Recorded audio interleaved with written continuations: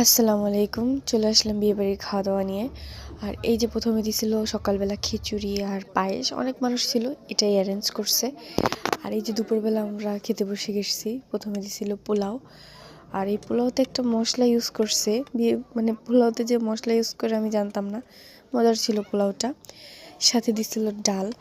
বিয়েবাড়ির ডাল সবাই জানে খুবই মজার হয়। এটাও মজার। তো ডাল দিয়ে খেতে খেতে চলে আসছে রোস্টটা আমার কাছে খুবই মজা লাগছে। মনে হয় বেশি ভাইজে ফেলার কারণে একটু শক্ত হয়ে গেছে, কিন্তু মজা ছিল। আর আমার পাশে যে ভাবি বসছিল সে অর্ধেক রোস্ট খাইছে, বাকি অর্ধেক আমার প্লেটে দিয়ে দিছে। কেন ভাই? আচ্ছা যাক, সমস্যা নেই, আমি খাইছি। আমার কাছে রোস্ট অনেক মজা লাগে, তাই আমি খাইছি, কিন্তু বেশি খাইতে পারি না।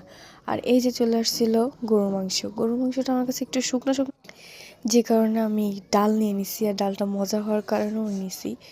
দুইটা দিয়ে মিক্স করে খাচ্ছিলাম, আমার কাছে খুব মজা লাগছে। আর এই দুইটা মিক্স করে খাইতে খুব মজাও লাগে।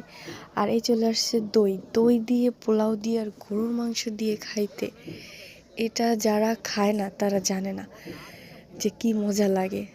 আর অনেকের কাছে ভালো নাও লাগতে পারে, এটা যার যার নিজস্ব ব্যাপার। আমার কাছে অনেক মজা লাগে।